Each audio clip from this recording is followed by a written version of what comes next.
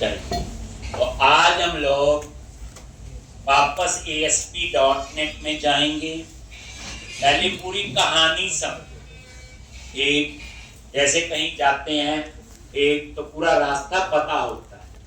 तो हम डाटाबेस बना चुके हैं माइक्रोसॉफ्ट एसक्यूएल सर्वर में। डेटाबेस का नाम है हमारा DB एम्प्लॉय 1143 समथिंग। ये डाटाबेस बन चुका है और ये कहां बना बच्चे? Database server. क्लियर है जी? आज हम क्या बनाएंगे? ASP.NET में एप्लीकेशन। अब कोई ASP.NET में बनाएगा, कोई जावा में बनाएगा, कोई पाइथन में बनाएगा, कोई नोड में बनाएगा। एक अब आपने उस डाटाबेस को वहां यूज करना है। कहां पे? Application server. तो हम लोग अभी पढ़ रहे हैं सिंपल ASP.NET। 2 क्वेश्चन करवाने हैं, एक अभी शुरू कर रहा हूं, एक और होगा। एक तो ASP.NET में एप्लीकेशन बनाएंगे जिसका बेसिक थोड़ा सा मैंने आपको पहले बता दिया। बस फर्क कितना है? अब विद डेटाबेस। एक तो आज हम ASP.NEट में एप्लीकेशन बनाएंगे और डाटाबेस को वहां यूज करेंगे। तब आपको क्लियर पिक्चर समझ आएगी कि डाटाबेस क्यों जरूरी है। तो विजुअल स्टूडियो 2019 2 क्वेश्चन करवाने हैं मैंने ASP.NET में बच्चे। ये करवा रहा हूं, एक और करवाना है आपको स्टोर प्रोसीजर के साथ। एक अब जो मैं डाटाबेस की चीजें बताई, ये ओरेकल में भी है, MySQL में भी है। जो भी डाटाबेस यूज करो, कंसेप्ट कॉमन होता है, याद है। एक अब कोई बोले हम इस डाटाबेस को रिएक्ट में यूज करना है, एंगुलर में यूज करना है, कर सकते हैं? बताओ।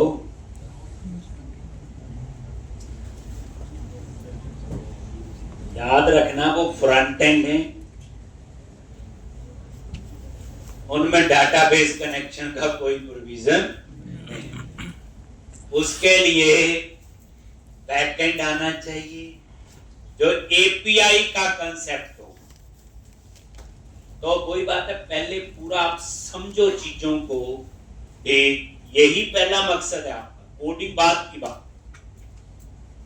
आप बोलो नहीं जी मैं आप डाटाबेस बना लिया, आप एंगुलर में बना के बताओ जी। मैं एंगुलर में डायरेक्ट डाटाबेस एक्सेस कर ही नहीं सकता, रिएक्ट में नहीं कर सकता, Vue.js में नहीं कर सकता। ये फ्रंट एंड है सारा। फिर वहां बैक एंड APIs, ये सारी कहानी आएगी। और मैंने जब फर्स्ट डे लिखवाया था, एक पूरा प्रोजेक्ट बनवाना मैंने APIs, सिर्फ प्रोजेक्ट पूरा, जिसमें API ही बनाएंगे। तो कहानी को पूरा समझेंगे।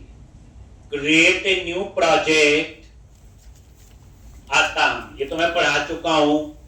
प्रोजेक्ट बनाएंगे तो ASP.NET में प्रोजेक्ट कैसे बनाते हैं, रन कैसे करते हैं, पेज कैसे बनाते हैं, स्टार्टअप पेज कैसे बनाते हो, वो थोड़ा पेज का मैंने 2-4 चीजें आपको बताई। अब यहां चूज करो वही ASP.NET web application .NET framework. ये टेम्पलेट एक बार सिलेक्ट कर लिया तो रीसेट प्रोजेक्ट टेम्पलेट्स में आ जाए। Then click on next. अब project name web application 18 underscore मैंने लिख दिया विद डेटाबेस। क्या लिखा? With database. और इसमें 1143 बैच टाइम के हिसाब से याद है, क्योंकि नेक्स्ट में भी इसी में काम करना है। प्रोजेक्ट का नाम है, अदरवाइज कुछ भी रख सकते हो आप लोग। ब्राउज करो और कहां सेव करना है। तो मैंने ब्राउज पे क्लिक किया। मैंने बोला जी D ड्राइव के अंदर एक ASP.NET फोल्डर बनाया। आप भी ऐसा कोई फोल्डर बना लो। Select, then click on create. कहीं पे बना लो फोल्डर, इसमें कोई ऐसी लिमिटेशन नहीं। और जैसे क्रिएट पे क्लिक किया और यहां पे चूज करो empty, then click on create. आपका प्रोजेक्ट बन। ठीक, अब आपके माइंड में डाटाबेस क्लियर पता है, डाटाबेस बनाया था और एक टेबल बनाया था। ठीक, टेबल क्या था? TBM, और उसमें क्या मेंबर थे? एम्प नंबर, नेम, एड्रेस और सैलरी। एक चीज याद रखना, टेबल और क्लास ये आपस में रिलेट होती है। जैसे टेबल क्यों बनाते हैं?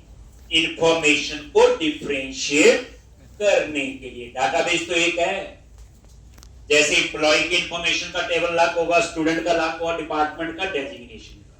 तभी तो हम उस डाटाबेस पे नॉर्मलाइजेशन का कंसेप्ट आपको बताएंगे। 2 दिन लगा के मैं नॉर्मलाइजेशन समझाऊंगा। अगर डाटाबेस नॉर्मलाइज नहीं है तो भी प्रोजेक्ट सक्सेसफुल डिलीवर नहीं हो सकता। इसी तरह से एक क्लासेस है, वही अगर क्लासेस प्रॉपर नहीं बनी है तो भी सेम, ये सारे आपस में काम करेंगे, बताएंगे। तो अब मैंने क्या करना है, एक पेज बनाना है एम्प्लॉय नाम से। किस नाम से? एम्प्लॉय। एक स्क्रीन बनानी।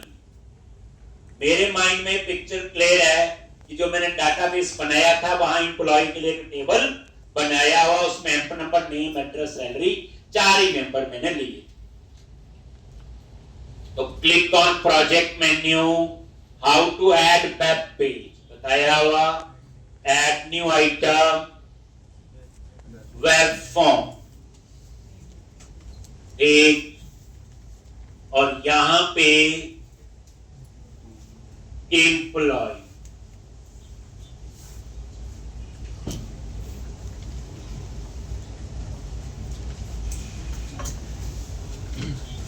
और ऐड कर लिया। ऐड, और ये देखो सॉल्यूशन एक्सप्लोरर में ये, और ये एम्प्लॉय का पेज बन गया। ऐसे कर और भी बना सकते हैं। अब इस पेज को बना दो स्टार्टअप पेज, ताकि रन करूं सबसे पहले एम्प्लॉय वाला पेज ही ओपन हो। क्या करोगे? एम्प्लॉय पे राइट क्लिक किया, सेट एज स्टार्ट पेज। ठीक, और ये स्टार्टअप पेज आपने बना। ठीक, रन करो, F5 या प्ले का सिंबल है। अब जैसे रन करोगे तो ये एम्प्लॉय वाला पेज ओपन होना चाहिए। अब यहां पे ये वेब एप्लीकेशन है, ये वेब सर्वर पे रन हुई है, और जो मैं डाटाबेस का यूज करूंगा वो अलग सर्वर, ये याद रखना। अब ये एम्प्लॉय की जो स्क्रीन है ये खाली है, तो अब मैं इस पे क्या करूंगा? टेक्स्ट बॉक्स लगा दूंगा।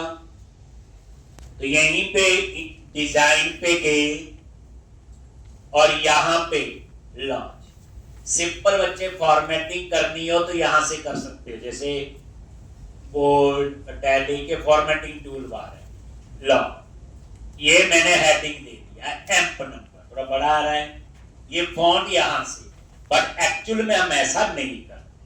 ये इनलाइन CSS बोलते हैं इसको, ये हम यूज नहीं करते हैं। इसकी जगह यूज करते हैं हम बूटस्ट्रैप।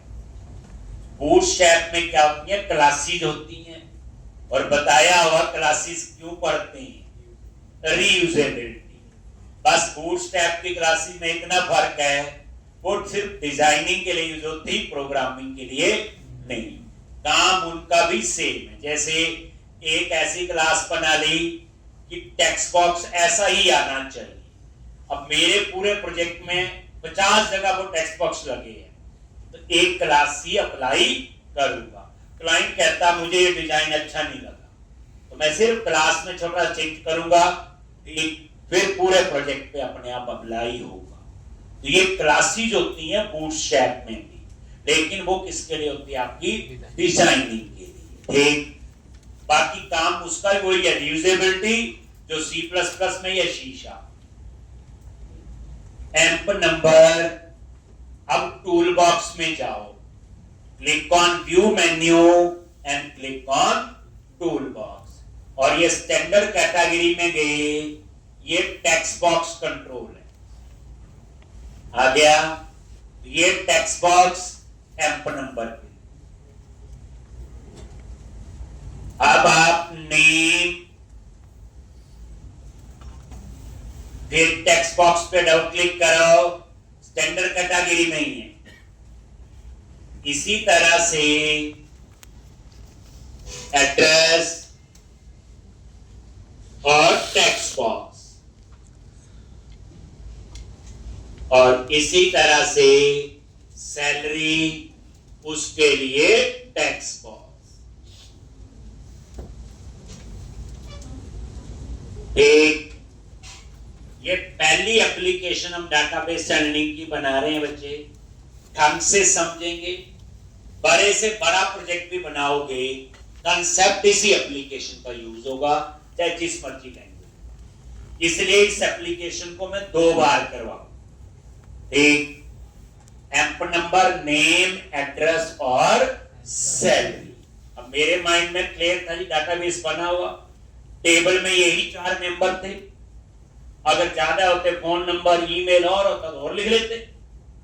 एक, अब ये स्क्रीन बन रही है बच्चे, इसकी बैकग्राउंड में HTML अपने आप लिखी जा रही है।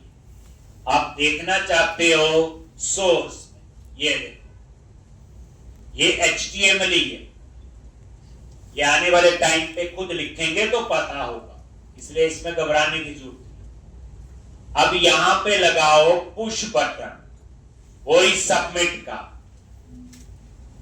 ये बटन 4 लगाने हैं, मैंने 4 बटन, ये पुश बटन है सबमिट का, याद है। इसके क्लिक में रिक्वेस्ट कहां जाएगी, सर्वर पे। अब देखो ये चीज आप तभी याद रखते कि वेब सर्वर दूर है, क्लाइंट साइड पे HTML बन के आती है।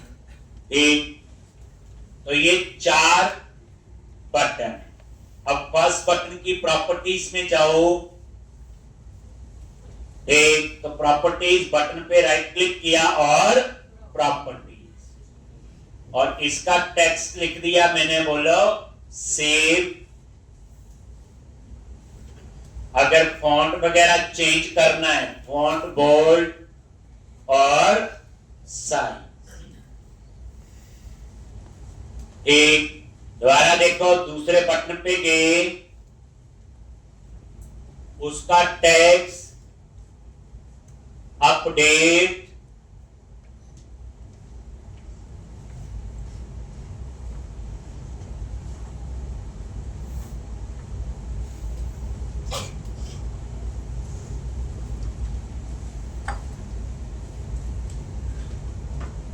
और तीसरा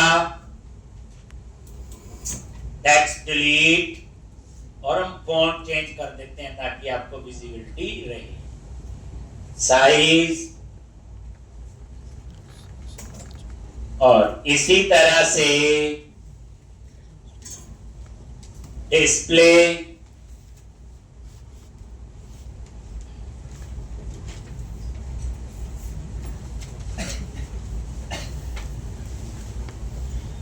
तो ये 4 बटन है, सेव, अपडेट, डिलीट और डिस्प्ले।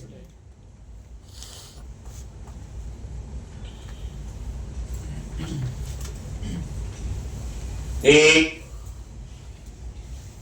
अब आपने क्या करना है, यहां पे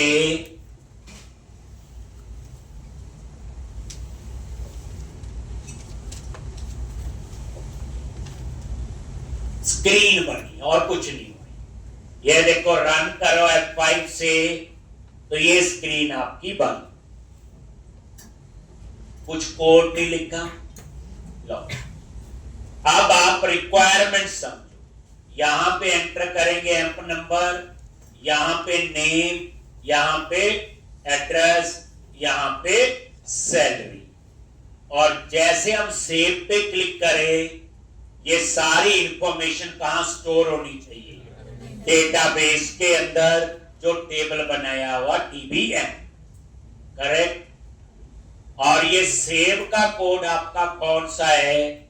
जितनी भी एप्लीकेशन में आप लोग साइन अप करते हैं, डिटेल फिल करते हैं, नीचे सबमिट का बटन होता है, वो भी यही काम करता है। बस फर्क कितने हैं, यहां सिर्फ 4 मेंबर हैं, उसमें हो सकता 20 मेंबर। वहां बड़ा होता है जेंडर, चेक बॉक्स हो 20 के कुछ और लगे होते हैं, email, postal code, phone number. तो मतलब कहने का काम उसका भी यही और इसका, बस यहाँ 4 मेंबर है, वहां 25 होंगे। तो जो आप सेव का कोड है, ये सेव कोड है जब किसी भी वेबसाइट में आप साइन अप करते हैं, बैंक में अकाउंट ओपन करते हो, डिटेल भरते हैं, सेव होता है, तो कौन सा कोड है? वो सबमिट का और सेव का कोड बोलते हैं। उसके बाद दूसरे नंबर पे आएगा अपडेट। जितना मर्जी बड़ा प्रोजेक्ट बना लो, ये 4 बटन यूज होते हैं किसी ना किसी तरीके से। सेव हो गया, बैंक में अकाउंट ओपन है, साइन किया, हो गया। अपडेट का मीनिंग, आपका फोन नंबर चेंज हो गया, एड्रेस चेंज हो गया, तो वो होता है अपडेट। एक इसी तरह से आपका तीसरा है डिलीट। अपडेट हो गया, जैसे आपका कॉलेज में एड्रेस चेंज है, फोन नंबर चेंज करना, अपडेट हो गया, या बैंक में अकाउंट में डिटेल में फोन नंबर चेंज अपडेट करना या कुछ भी। डिलीट, गलत डेटा ऐड हो गया है, उस स्पेसिफिक इंफॉर्मेशन को डिलीट करना। और चौथा डिस्प्ले, टेबल से डाटा फेच करना। आपको सारे एम्प्लॉय की इंफॉर्मेशन चाहिए है, मेरे को पूरे साल की ट्रांजैक्शन चाहिए, क्या डिपॉजिट हुआ, क्या विड्रॉल, वो कौन सा कोड है? डिस्प्ले का ही है। एक तो ये सारा जो है 4 बटन से हम मैनेज करेंगे। आप देख लो, बैंक में अकाउंट ओपन होता है तो सेव का कोड, कल को इंफॉर्मेशन चेंज करनी है, घर चेंज हो गया, एड्रेस चेंज हो गया, तो अपडेट का कोड। एक और अगर पैसे डिपॉजिट हुए, कितने हुए, तो वो भी सेव का कोड है। विड्रॉल हुए, कितने हुए, वो भी सेव का ही कोड है। अब आपको पूरी बैंक स्टेटमेंट चाहिए, वो डिस्प्ले का कोड है। तो कहने का समझ गए होंगे कि जितना मर्जी बड़ा प्रोजेक्ट बना लो, जिस मर्जी लैंग्वेज में, इन 4 चीजों का आपको क्लैरिटी होनी जरूरी। तो अब आपने ASP.NET में एप्लीकेशन भी बना ली, रन भी कर ली, स्क्रीन बन गई। डाटाबेस में हम डाटाबेस भी बना चुके हैं, टेबल। अब नेक्स्ट स्टेप क्या होना चाहिए?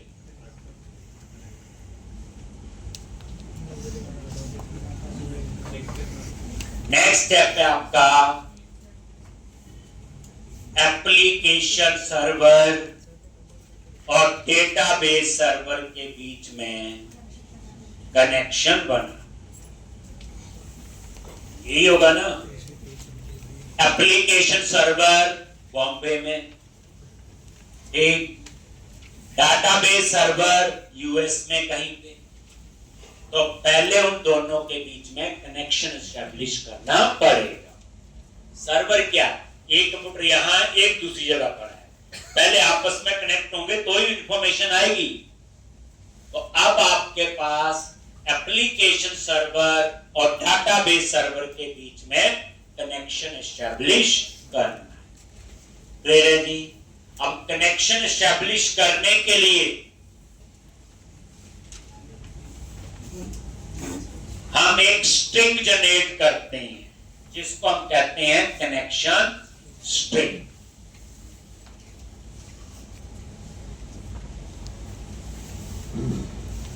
एक स्ट्रिंग जनरेट करते हैं बच्चे, जिसको हम कहते हैं कनेक्शन स्ट्रिंग। अब ये जो कनेक्शन स्ट्रिंग है, इसमें कुछ स्पेशल कोड नहीं होता है, नॉर्मल स्ट्रिंग है। इसमें हमने डाटाबेस सर्वर की डिटेल लिखी होगी, उसका यूजर नेम, पासवर्ड, क्रेडेंशियल उसके जो होंगे। आप ऐसे तो नहीं होगा ना किसी कंप्यूटर ऐसे एक्सेस कर लो, उस कंप्यूटर का नेम होगा, यूजर नेम होगा, पासवर्ड होगा, तभी एक्सेस होगा। कनेक्शन स्ट्रिंग क्या है? इसमें एक स्ट्रिंग होता है जैसे नोटपैड में आप लिखते हो, एक उसमें डिटेल होती है किसकी? Database server. तो ये कनेक्शन स्ट्रिंग जो है कैसे लिखेंगे वो हम अभी पढ़ेंगे, बट मीनिंग पता चल गया। एप्लीकेशन और डाटाबेस के बीच में कनेक्शन एस्टैब्लिश करने के लिए एक स्ट्रिंग जनरेट करते हैं, उसको हम क्या कहते हैं? Connection string. अब नेक्स्ट क्वेश्चन है, ये लिखना कहां पे? ये कहां लिखना है ये तो पता चल गया, ये चाहिए। तो ये जो कनेक्शन स्ट्रिंग है ये हम एप्लीकेशन में लिखेंगे। ठीक, अब मेरी रिक्वायरमेंट क्या है कि कनेक्शन स्ट्रिंग एक जगह लिखें, पूरे प्रोजेक्ट में यूज कर पाऊं, एक जगह चेंज करें तो पूरे प्रोजेक्ट में चेंज होना चाहिए, यही चाहते हैं। कल को क्लाइंट ने डाटाबेस सर्वर चेंज कर दिया तो हम तो एक जगह चेंज करें कनेक्शन स्ट्रिंग, पूरी प्रोजेक्ट में चेंज होना चाहिए। तो हम ये चाहते हैं कि कनेक्शन स्ट्रिंग हम ऐसी जगह एक जगह लिखें प्रोजेक्ट में, पूरे प्रोजेक्ट में यूज करें, एक जगह चेंज करें पूरे प्रोजेक्ट में चेंज हो, और जब कनेक्शन स्ट्रिंग चेंज हो ठीक तो प्रोजेक्ट मुझे रिकंपाइल ना करना पड़े। रिकंपाइल का क्या फायदा? मान लो आपने एप्लीकेशन में कोई चेंज किया तो प्रोजेक्ट तो दोबारा कंपाइल करना पड़ता पूरा, और हमें पता बैक एप्लीकेशन तो सर्वर पे रन होगी। तो जब आप उस प्रोजेक्ट को दोबारा कंपाइल करोगे, कंपाइल करके दोबारा सर्वर पे डालोगे, एप्लीकेशन डाउन नहीं हो जाएगी? आता नहीं application down for maintenance mode, application रुक नहीं जाती उतनी देर के लिए। तो हम चाहते हैं कि जब कनेक्शन चेंज करें ऐसी जगह लिखा हो कि मुझे प्रोजेक्ट रिकंपाइल ना करना पड़े। रिकंपाइल नहीं करने का फायदा है कि प्रोजेक्ट मेरा डाउन नहीं होगा, डाउन टाइम नहीं आता ना। जैसे कई बार आप कोई एप्लीकेशन खोलते हो, एक application down for maintenance mode आता है ना, कई बार लिखा होगा, वे वही तो कर रहे होते हो, बट आप तो एक्सपर्ट हो। तो आपने क्या करना? तो सबसे पहली बात है बच्चे, प्रोजेक्ट में एक फाइल है web.conf, हम ये कनेक्शन स्ट्रिंग जो है वेब कॉन्फ़िग फाइल में लिखेंगे। ये मैंने नहीं बनाई, ये बनी होती है। पहली बात है ये फाइल जो है ये XML बेस्ड है, ये C# में नहीं बनी हुई, इसमें बनी है XML।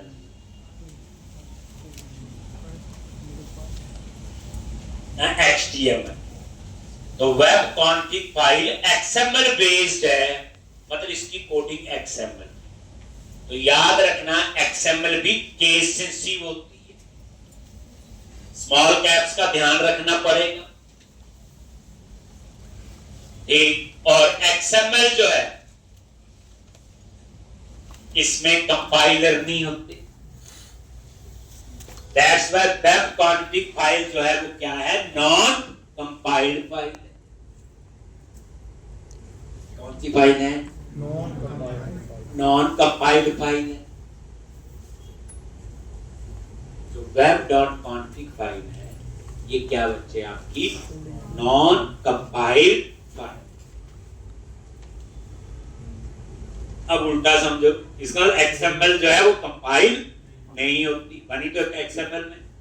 तो याद रखना XML में कंपाइलर नहीं होते, XML में होते हैं पार्सर। ये मैं आगे आपको बताऊं। XML में क्या होते हैं? पार्सर, उसमें कंपाइलर होते नहीं। तो इसलिए वेब कॉन्फ़िग फाइल में अगर कोड लिखा है तो उसे कंपाइल करने की जरूरत नहीं, ये नॉन कंपाइल्ड फाइल बोलती है इसको। तभी एक फाइल किसमें बनी हुई है? XML। XML नॉन कंपाइल्ड ही हुई थी। वहां पर आके चाहे XML का मीनिंग याद रख लो, चाहे वेब कॉन्फ़िग। ठीक, वेब कॉन्फिग फाइल, इसके अंदर हम कनेक्शन सिंक लिखेंगे एक जगह और पूरे प्रोजेक्ट में यूज करें। तो वेब कॉन्फिग फाइल है that is use for configuration. इसके लिए यूज होती है, ये कॉन्फ़िगरेशन के लिए यूज होती है। अभी हम इस फाइल में सिर्फ क्या लिखेंगे, कनेक्शन सिंक। एक जगह लिखेंगे, पूरे प्रोजेक्ट में यूज करेंगे, एक जगह चेंज करेंगे, पूरे प्रोजेक्ट में चेंज करेंगे, और जब कभी वेब कॉन्फिग में चेंज करेंगे तो प्रोजेक्ट मुझे रिकंपाइल नहीं करना पड़ेगा। इसलिए हम कनेक्शन सिंक कहां लिखेंगे, वेब कॉन्फिग। दो क्वेश्चन है यहां पे, कनेक्शन सिंक क्यों पढ़ रही है? आप बोलोगे कि एप्लीकेशन सर्वर अलग होता है, डाटाबेस सर्वर अलग है, उन दोनों के बीच में कनेक्शन एस्टैब्लिश करना है, उसके लिए हमें कनेक्शन सिंक चाहिए होता है। कनेक्शन सिंक में कुछ नहीं होती, डाटाबेस सर्वर की डिटेल हो। फिर इसको आप कहां लिख रहे, वेब कॉन्फिग। क्यों लिख रहे, एक जगह लिखेंगे पूरे प्रोजेक्ट में यूज करेंगे, एक जगह चेंज करेंगे तो पूरे प्रोजेक्ट में चेंज होगा, और जब वेब कॉन्फिग में चेंज करेंगे तो प्रोजेक्ट रिकंपाइल नहीं करना पड़ेगा। इसलिए हम कनेक्शन सिंक कहां लिखते हैं, वेब कॉन्फिग। मतलब लाइन पता होनी चाहिए ये क्यों पढ़ रही, बता दोगे ना वेब कॉन्फिग क्यों पढ़ा, कनेक्शन सिंक क्यों पढ़ा, आंसर मिल गए दोनों के। एक नेक्स्ट, तो अब आप वेब कॉन्फिग फाइल में आ जाओ, तो click on view, click on solution explorer और web.config बनी ये फाइल। सॉल्यूशन एक्सप्लोरर में गई, web.config, पहली लाइन पढ़ लो, पता चल जाएगा XML वर्जन। इसका मतलब किसमें बनी है, ये XML, करेक्ट। सॉल्यूशन एक्सप्लोरर में ऑलरेडी बनी। अब इस वेब कॉन्फिग फाइल में हम कनेक्शन सिंक लिखेंगे। देखो कहां लिखना है, लो जी यहीं पे नीचे कॉन्फ़िगरेशन टैग में आ जाओ और system.web के बाद यहां, अब तो सिंटेक्स बताना है। अब आपको ये पता क्या होता है कनेक्शन सिंक और क्यों लिख रहे हैं, करेक्ट बता दोगे। अब ये सिंटेक्स है बच्चे, तो यहां पे एंगुलर ब्रैकेट स्टार्ट की, लेस देन नहीं बोलना, मार्कअप लैंग्वेज है इसकी पहचान है एंगुलर ब्रैकेट्स। इंटेलिजेंस हेल्प आ रही तो हमें स्मॉल कैप्स की कोई टेंशन नहीं है। देखो कनेक्शन सिंक ये आ गया जी, कनेक्शन सिंक हेल्प में लिया जी, और ये टैग इसका क्लोज करो। ये देखो जैसे एंगुलर ब्रैकेट क्लोज की तो साथ में ये क्लोजिंग होता है इसका बच्चे। जब ये ऐसे स्लैश लग के लिखता है, ये कौन सा टैग होता है, क्लोज। दोबारा देखो, ये देखो एंगुलर ब्रैकेट और कनेक्शन सिंक और ये क्लोज। सिंपल बात समझे, जो लिख रही है क्यों लिख रही, पढ़ रही है तो क्यों पढ़।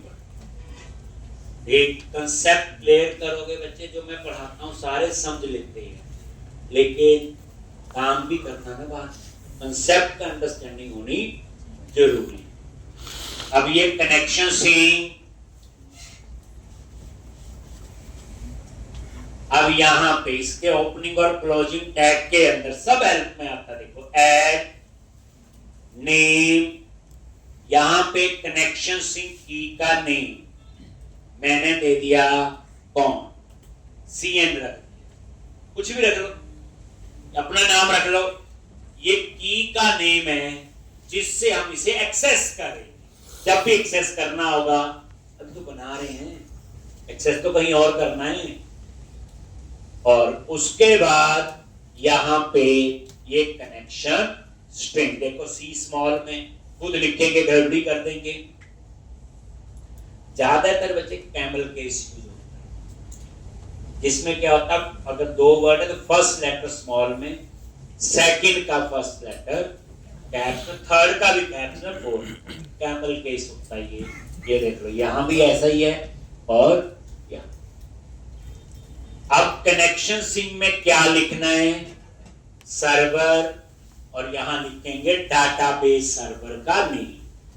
अब मेरे लैपटॉप पे ये केस सेंसिटिव नहीं है, जो हम बीच में डबल कोट्स में लिख रहे, टैब स्लैश क्या था नेम, एसक्यूएल एक्सप्रेस, ये वही नेम लिखना बच्चे जब डाटाबेस बनाते हुए जो आपने यूज किया। अब मैंने बताया था आपको डाटाबेस सर्वर आपके लैपटॉप पे कुछ और होगा, मेरे पे कुछ और है। तो जब डाटाबेस बनाते हुए तो ये वही है सर्वर, फिर आएगा डेटाबेस,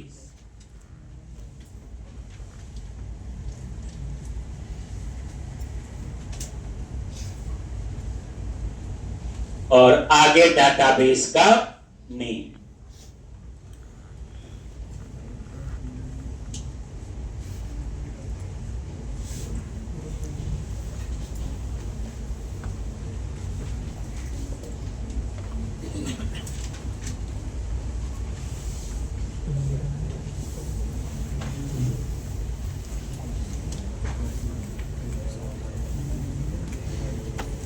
एक डाटाबेस, ये सर्वर, ये डाटाबेस सर्वर का नेम है, और ये बच्चे आगे स्लैश देखिए इंस्टांस नेम। अब एसक्यूएल एक्सप्रेस का आपकी मशीन पे भी एसक्यूएल एक्सप्रेस ही हो। फिर डेटाबेस का नेम किस नाम से, डीबी एम्प्लॉई, इस नाम से, जिस नाम से आपने डाटाबेस बनाया। एक डाटाबेस का नेम, और ये डाटाबेस हमने बनाया था विंडोज ऑथेंटिकेशन में, याद है? तो विंडो ऑथेंटिकेशन के लिए integrated security is equal to true. ये कोई लॉजिक नहीं है, ये ऐसे ही लिखना है। विंडो ऑथेंटिकेशन को इनेबल करने के लिए क्या लिखना होता है, इंटीग्रेटेड सिक्योरिटी ट्रू। अगर एसक्यूएल सर्वर ऑथेंटिकेशन है तो इसकी जगह SQL सर्वर का यूजर नेम और पासवर्ड, बस इतना ही फर्क हो। जैसे जब हमने डाटाबेस बनाया था उस समय दो टाइप की ऑथेंटिकेशन बताई थी, SQL सर्वर ऑथेंटिकेशन और विंडोज ऑथेंटिकेशन। हमने डाटाबेस विंडोज ऑथेंटिकेशन में बनाया है तो हमें लिखना पड़ेगा इंटीग्रेटेड सिक्योरिटी ट्रू, जो आपको भी लिखना है। लेकिन अगर SQL सर्वर ऑथेंटिकेशन में बनाया है तो यहां पे यूजर नेम और पासवर्ड SQL सर्वर का लिखना पड़ेगा। तो बच्चे ये कनेक्शन सिंक आपका बन गया और ये वेब कॉन्फ़िग में लिख दिया। कनेक्शन सिंक मल्टीपल भी हो सकते हैं, मल्टीपल डाटाबेस एक प्रोजेक्ट में यूज हो सकते हैं। तो यही लाइन दोबारा लिखनी होती है, बस की का नाम चेंज करना, मतलब कहने का आपने एक और डाटाबेस यूज करना है ऐसे, तो उसका नाम रख लो CN1। यहां पे सर्वर का नाम जो होगा, हो सकता है ओरेकल का है तो ओरेकल का लिखना पड़ेगा आपको, ठीक। हो सकता है उस डाटाबेस का नाम कुछ और है, वो देना पड़ेगा। तो मतलब कहने का बस ये नेम अलग होना चाहिए, CN और CN1 की का नाम। तो अभी तो एक ही डाटाबेस है इसलिए हमने एक ले रहे जी। तो अभी कोई मेरा डाटाबेस के साथ कनेक्शन नहीं बना, अभी तो मैंने सिंपल कनेक्शन सिंक लिखा।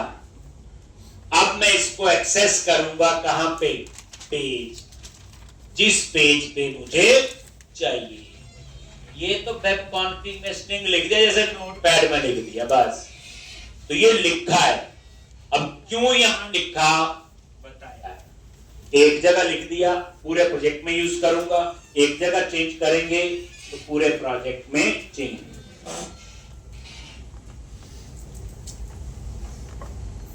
एक, और जब यहां चेंज करेंगे तो प्रोजेक्ट रिकंपाइल नहीं करना पड़ेगा क्योंकि वेब कॉन्फ़िग जो है वो नॉन कंपाइल्ड फाइल है, XML बेस्ड। और दूसरी लाइन में भी आए तो रुक के कोई पूछे क्यों कर रहे हो तो उसको एक्सप्लेन करना आपको आना चाहिए। अब आ जाओ एम्प्लॉय पे, डाटाबेस तो यहां चाहिए। तो सबसे पहले मैं डाटाबेस के साथ कनेक्शन बनाऊंगा, अभी बना नहीं।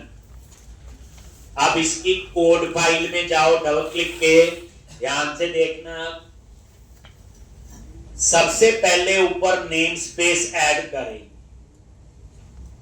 नेम स्पेस क्या बताया था? कलेक्शन ऑफ क्लासेस, इट में बी नेस्टेड। जैसे आप सी में ऊपर stdio.h फाइल ऐड करते हो, क्यों ऐड करते हैं?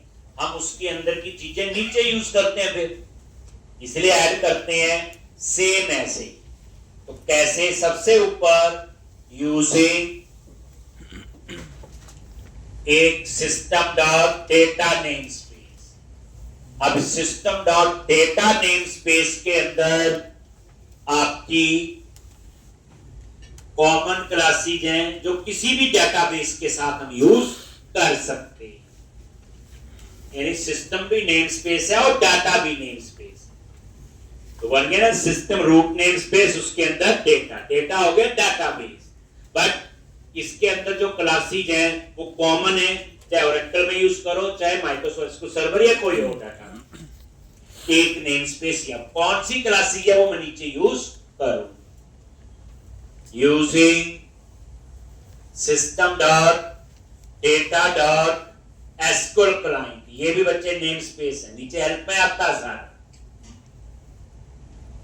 एक अब यहां मैंने नेम स्पेस डेटा के अंदर एसक्यूएल क्लाइंट, तो याद रखना एसक्यूएल क्लाइंट में वो क्लासेज होंगी जो सिर्फ सीक्वल सर्वर के साथ यूज होंगी, माइक्रोसॉफ्ट एसक्यूएल सर्वर। अगर ओरेकल है तो उसके लिए ओरेकल क्लाइंट हो, अगर ओरेकल है तो उसके लिए ओरेकल क्लाइंट। ठीक ऐसे किसी और का अलग, यानी एसक्यूएल क्लाइंट नेम स्पेस में वो क्लासेज है जो माइक्रोसॉफ्ट एसक्यूएल सर्वर के साथ यूज होगी। अगर ओरेकल यूज कर रहे हो तो ओरेकल क्लाइंट आएगा भाई, इतना ही बात। उसके बाद एक नेम स्पेस और सिस्टम डॉट कॉन्फ़िगरेशन, इस नेम स्पेस में वो क्लासेज हैं जो वेब कॉन्फ़िग के साथ यूज होंगी। System dot configuration name space में वो क्लासेज हैं वो किसके साथ यूज होगी? वेब कॉन्फ़िग के साथ, वेब डॉट कॉन्फ़िग के साथ।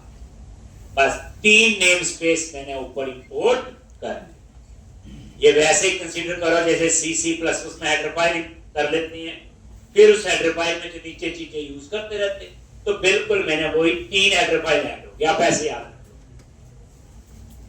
अब आप नीचे आओगे, अब ये क्लास में आ जाओ। अब नई चीजें थोड़ी धीरे धीरे, सारा काम क्लासेस से होगा, इसलिए ऊप्स जो है यूज होता है सारी लैंग्वेज में। तो सबसे पहली क्लास है, ये मैं क्लास के अंदर एक वेरिएबल डिक्लेयर कर रहा हूं, एसक्यूएल कनेक्शन। अब ये जो एसक्यूएल कनेक्शन क्लास है, क्या पता होना चाहिए इस क्लास को क्यों ले रहे हैं? यही है, ये क्लास क्या करती है, हमने तो बनाई नहीं है, तो मीनिंग पढ़ सकते हैं। तो एसक्यूएल कनेक्शन क्लास किसके लिए यूज होती है? माइक्रोसॉफ्ट एसक्यूएल सर्वर के साथ कनेक्शन एस्टैब्लिश करने के लिए। एसक्यूएल कनेक्शन क्लास जो है माइक्रोसॉफ्ट सीक्वल सर्वर के साथ कनेक्शन बनाने के लिए यूज होती है। इतनी बात तो आप लिख, माइक्रोसॉफ्ट सीक्वल सर्वर के साथ कनेक्शन बनाना। एक चीज मैंने आपको बताई, जब भी कोई चीज नई क्लास पढ़ो, कुछ भी पढ़ो, उस पे क्लिक करो, क्या करो? लॉजिक करो, एसक्यूएल लो। क्लास का नाम है एसक्यूएल कनेक्शन और ये किस नेम स्पेस में? System dot data dot SQL class. देख लो, मेरे पे बिल्कुल नहीं जाना, यही देख, यही बोला था, एसक्यूएल क्लाइंट नेम स्पेस में ही है क्लास। और उसके आगे लिखा है पब्लिक सील्ड क्लास। ये सील्ड क्लासेस कौन सी होती हैं? तो याद रखना, सी शार्प के अंदर जिन क्लासेस को इनहेरिट नहीं कर सकते उन्हें हम कहते हैं सील्ड क्लासेस, यानी एसक्यूएल कनेक्शन क्लास को इनहेरिट नहीं कर सकते। तो सील्ड क्लासेस कौन सी होती हैं? जिनको इनहेरिट नहीं कर सकते। हर लेक्चर में पेज पे कहीं जगह बना लो इंटरव्यू क्वेश्चन के लिए। सील्ड क्लासेस सी शार्प में क्या होती हैं, क्यों बनते हैं? बोलोगे वो ऐसी क्लासेस है जिन्हें इनहेरिट नहीं कर सकते, नॉट इनहेरिट। तो सील्ड कीवर्ड होता है कि वो सील्ड क्लासेस क्या होती हैं, तो बता दोगे ऐसी क्लासेस है जिनको इनहेरिट नहीं कर सकते। लो जी, आज भी उसमें नई चीज पता चल गई। फिर मुझे ये बता दो जिनको इनहेरिट ही कर सकते हैं वो कौन सी होती है?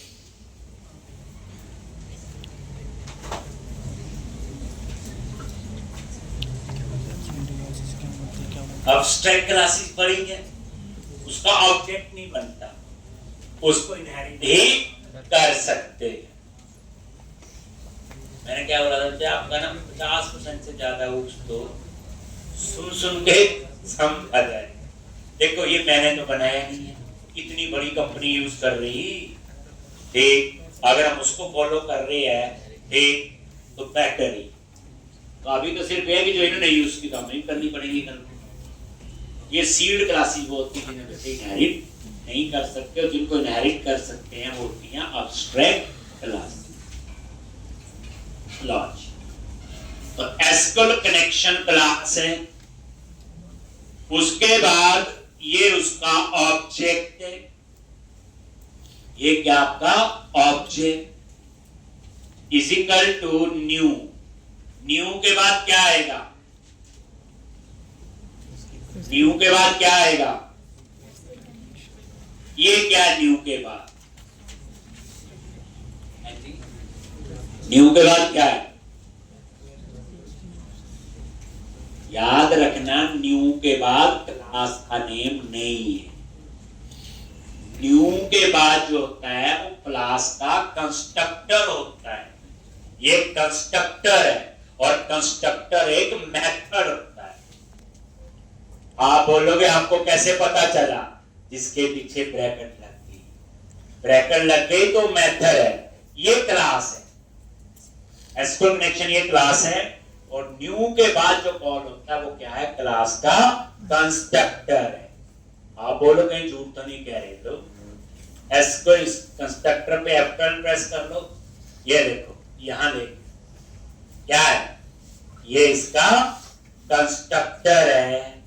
सेम नेम क्लास नेम पता ही है। ये देखो ये भी कंस्ट्रक्टर है, ये भी कंस्ट्रक्टर है, इसका मतलब ये तो बन गई constructor overloading. Same name with different parameter. तो मैंने बताना था जो न्यू के बाद लिखते हैं बच्चे वो क्या होता है? क्लास का कंस्ट्रक्टर। कंस्ट्रक्टर क्या होता है? सेम नेम क्लास नेम एक मेथड होता है। तो एसक्यूएल कनेक्शन क्या होता है? एक ये जो है न्यू के बाद ये कंस्ट्रक्टर है, याद रखना क्लास नहीं। और जब न्यू लगाते हो तो मेमोरी कहां एलोकेट होती है? हीप के अंदर। बड़े गुस्से से देख रहे, मैंने पढ़ा, आप पढ़ते नहीं, याद नहीं रखते। बच्चे अभी तो मैंने पढ़ाना शुरू किया ही नहीं, अभी तो खेलने खुलने वाली चीजें हैं। मैं बार बार कहता हूं जो पढ़ाते हैं उसको समझा करो, और रोज का अपना एक अंडरस्टैंडिंग डॉक्यूमेंट बनाया। एक तभी याद रहेगा, नहीं तो गड़बड़ी होगी। बहुत सिलेबस कोर्ट का आपने आज तक नहीं लिखा जितना आपने पहले 2 महीने में लगवा देना, तो बड़ा कुछ है। इसलिए थोड़ा सा सिस्टम जो है वो ठीक रखोगे तो ठीक रहेगा। तो अब क्वेश्चन है ये क्लास क्यों ली? आप बोलोगे माइक्रोसॉफ्ट सीक्वल सर्वर के साथ कनेक्शन बना है, लेकिन कनेक्शन अभी नहीं बना। एक उसके लिए आप यहां पे पेज लोड में आओ। पेज लोड क्या है? इवेंट है।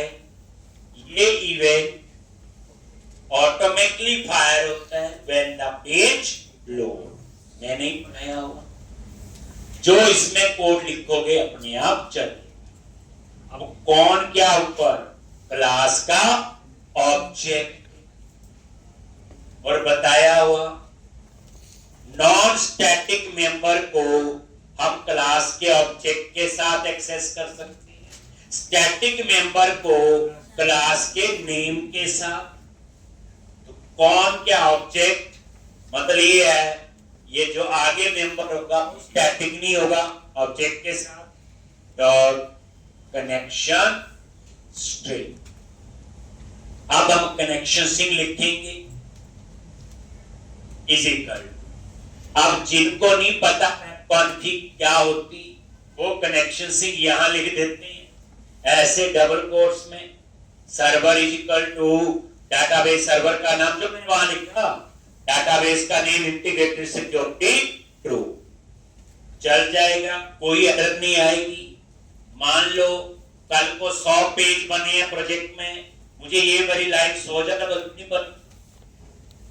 अब कल को क्लाइंट कहता है चेंज करो, तो 100 जगह चेंज करना पड़ेगा।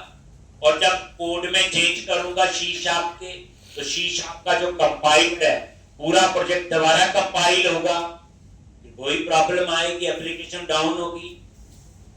लेकिन आप तो पहले से एक्सपर्ट हो, आपने कहां लिखा हुआ? कनेक्शन स्ट्रिंग वेब कॉन्फिग में।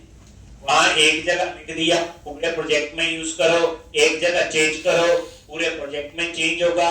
और जब वहां चेंज करेंगे तो प्रोजेक्ट रिकंपाइल नहीं करना पड़ेगा। पूरे बच्चे कहानी की तरह रट्टा नहीं मारना कि मैं ऐसे बोलता हूं। अब कनेक्शन स्ट्रिंग, आपको सोचो एक बच्चा एक प्रोजेक्ट पे 2 साल से काम कर रहा है, उस बच्चे को वो नॉलेज भी होगा जब पहले दूसरे दिन शुरू किया था और 2 साल के लास्ट दिन तक, वो फ्लो ही तो रहता है। ऐसे तो गड़बड़ी हो जाएगी। पूरी कहानी जितनी है इसको पूरा फ्लो की तरह आप समझो। तो अब हम सीखेंगे how to read connection string from web config file. तो उसके लिए बच्चे क्लास है कॉन्फ़िगरेशन मैनेजर। एक अंदाजा लगाओ, मैंने इसका ऑब्जेक्ट नहीं बनाया। ये कौन सी क्लास है? स्टैटिक। नीचे सीखनी है, बनाने के बाद की बात है। कहां ऑब्जेक्ट बनाया? Configuration manager dot connection string. और ये कनेक्शन स्ट्रिंग का एरे बनता है, तो सीएन की का नाम दे दिया और dot connection string. Configuration manager after चलेगा यहां पे भी। डॉट कनेक्शन स्ट्रिंग, सीएन की का नेम, और लास्ट में जो कनेक्शन स्ट्रिंग है उसकी प्रॉपर्टी।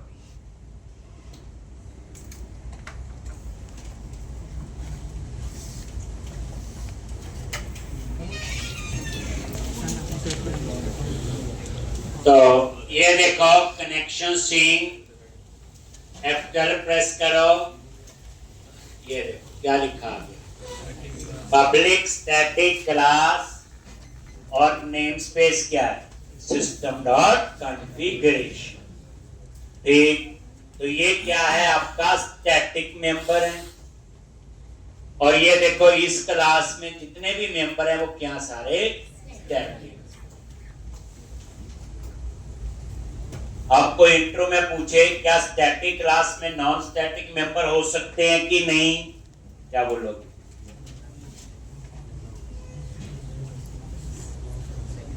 आप लोगों ने कहां पढ़ा कि नहीं हो सकता? पहले ये बताओ। ये तो हो सकता है इस बंदे की रिक्वायरमेंट यही थी, उस बुक का नाम हो पता हो।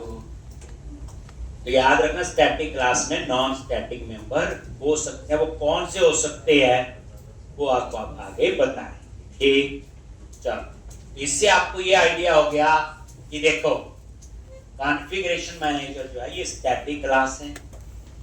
और ये देखो कनेक्शन सिंक पे जाओ, इस पे F12 प्रेस करो, देखो ये भी स्टैटिक है, इसी का मेंबर है ना ये, देखो तो ये भी क्या है, स्टैटिक।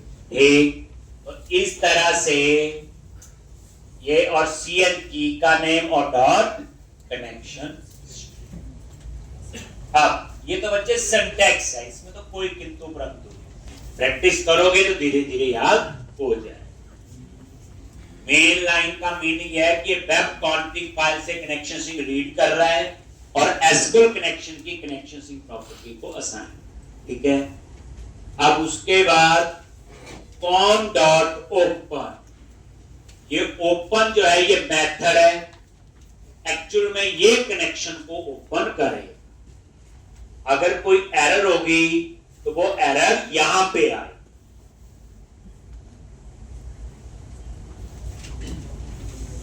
ठीक, अगर कोई एरर होगी तो वो कॉम डॉट ओपन पे एरर दे।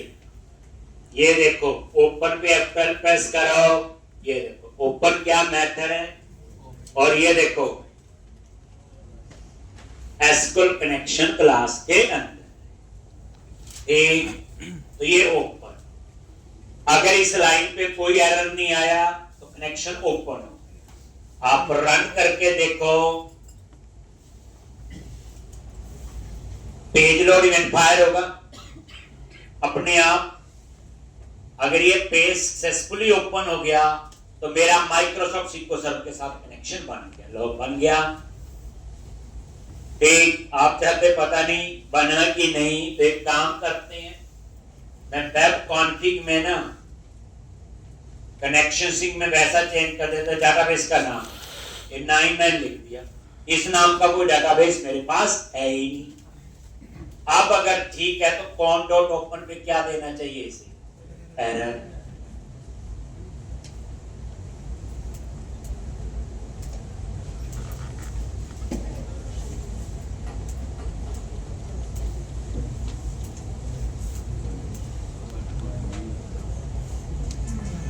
आगे error can not open database पढ़ के पता चल जाता है, इसका मतलब वेब कॉन्फ़िग में गलती, यहां नहीं है गलती। अगर इस लाइन को नहीं लिखो सब ठीक है, और इसके लिखे बिना कनेक्शन नहीं बनेगा, तो इसलिए फिर वेब कॉन्फ़िग में जाके ये चेंज। क्लियर है जी? अब जैसे रन करोगे पेज लोड इवेंट फायर होगा और कॉम डॉट ओपन, तो अब जाके इतनी देर में हमारा माइक्रोसॉफ्ट सिक्वल सर्वर के साथ कनेक्शन एस्टैब्लिश हुआ है। अब उसके बाद हम काम कर सकते हैं। देखो पहले डाटाबेस सर्वर पे गया, फिर हमारा डाटाबेस जो डीबी एम्प्लॉय उसके साथ इसने कनेक्शन एस्टैब्लिश कर दी। लेकिन इसमें एक चीज और देखो, अब ये जो पेज है तो कई लोग ओपन करके बैठे हुए, वेब एप्लीकेशन है, मल्टी यूजर है। अब ये एम्प्लॉय पेज मैंने भी खोला हुआ, 100 बच्चों ने और खोला है, तो क्या होगा, उतनी बार ये पेज लोड इवेंट फायर होगा। 100 बंदों ने खोला 100 बार होगा, नहीं होगा, बोलो। वेब एप्लीकेशन है, रोक थोड़ी सकते, यूआरएल ही है, जो मर्जी ओपन करे, तो मेरा कनेक्शन 100 बार ओपन हो जाएगा। अगर 500 लोगों ने खोला तो कनेक्शन 500, तो उसमें हमें कल को कनेक्शन पूलिंग की प्रॉब्लम आ सकती है। एक लिमिट होती है ना कि कितने ही बंदे एक एट ए टाइम पे, तो एक कनेक्शन पूलिंग की प्रॉब्लम आ सकती है कि बार बार कनेक्शन ओपन होगा, वो भी प्रॉब्लम की नहीं। एक नेटवर्क में नेटवर्क होता है, एक सड़क है, इससे इतनी गाड़ियां जा सकती हैं, ज्यादा आ जाएगी तो जाम लगेगा ही, ऐसे इनका भी होता है। कॉम डॉट ओपन तो कनेक्शन ओपन करता जाएगा, 500 ना 500 1000 है, एक टाइम पे वो कुछ ना कुछ प्रॉब्लम क्रिएट करे। तो अब आप क्या चाहते हो, एक बार कनेक्शन ओपन हो गया, दोबारा से कनेक्शन ओपन ना। एक तो कैसे चेक लगाओगे, बोलो। इफ बोलो, यहां पे चेक करेंगे connection state, com dot state equal to connection state, पहले लिख लो मीनिंग बताता हूं, डॉट क्लोज। अगर ये कनेक्शन स्टेट क्लोज है देन मेरा कनेक्शन क्या होना चाहिए, बोलो ओपन। ऐसे कनेक्शन स्टेट क्या है, to check the connection state, if it is close then open the connection. अगर ऑलरेडी ओपन है तो इसके अंदर जाएगा ही नहीं। कनेक्शन स्टेट क्या कर रही है, just to check the connection state, if it is close then open the connection. अगर ऑलरेडी ओपन है तो नहीं करेगा दोबारा से ओपन। ये लाइन चेक कर रही कनेक्शन स्टेट, वही कनेक्शन ओपन है कि नहीं। अगर ये कनेक्शन क्लोज है तो ओपन कर देगा, अगर ऑलरेडी ओपन है तो इसके अंदर नहीं जाएगा। अभी कनेक्शन स्टेट क्या चीज है, देखने में लग रहा है, क्या लग रहा है, स्टैटिक मेंबर है, कुछ दिया तो है नहीं। लेकिन आप देखो कनेक्शन स्टेट पे F12 प्रेस करो, क्या है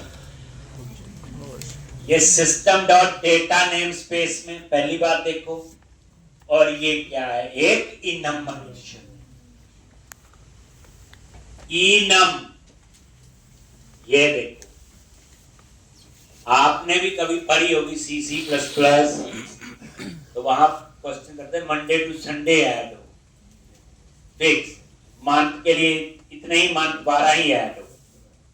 ऐसे ही ये नंबरेशन है बच्चे, ये हम कहां यूज करते हैं, जहां हमारे पास फिक्स कांस्टेंट हो, उन्हीं में से ऑप्शन लेनी है, जैसे जेंडर मेल या फीमेल, जहां पे फिक्स ऑप्शन हो वहां पे हम इसको यूज करते हैं इनम्बरेशन। तो कनेक्शन स्टेट ना क्लास है, ना स्टैटिक क्लास, ना नॉन स्टैटिक क्लास, ये इनम्बरेशन है। एक और ये जो इनम होती है इसकी डाटा टाइप इंटीजर होती है, याद रखना क्या होती है, इंटीजर। और ये वैल्यू टाइप होता है, नॉट रेफरेंस टाइप। रोज ही पढ़ेंगे, मैं रोज ही सुनाऊंगा ये, तो डरना नहीं। तो इनम जो है अब ये भी रोज ही यूज होगा, तो आपको नई नई चीजें पता चल गई। ये चीजें देखो माइक्रोसॉफ्ट ने यूज की हैं, इसमें मैं कुछ नहीं कर रहा हूं। एक तो ये कनेक्शन सेट, ये फिक्स ऑप्शन है, ये देखो, और ये देखो यहाँ पे जब अपनी बनाएंगे तो ज्यादा पता चलेगा। ये देखो वही आई ना हेल्प में, तो हम लोग यहाँ गलत नहीं कर सकते। यही फिक्स चॉइस है, क्लोज। तो कनेक्शन स्टेट एक इनम्बरेशन है, जहां फिक्स चॉइस हो वहां यूज होता है। ठीक है जी, अब आपका कनेक्शन बन गया डेटाबेस के साथ, रन करो। ये लो जी, कोई एरर नहीं आया। अब हम लिखेंगे सेव अपडेट डिलीट, और इसके लिए मंडे आना पड़ेगा आपको। एक सैटरडे बच्चे प्रैक्टिस के लिए 9 से 4 ओपन होता है, तो आना चाहिए, आ सकते।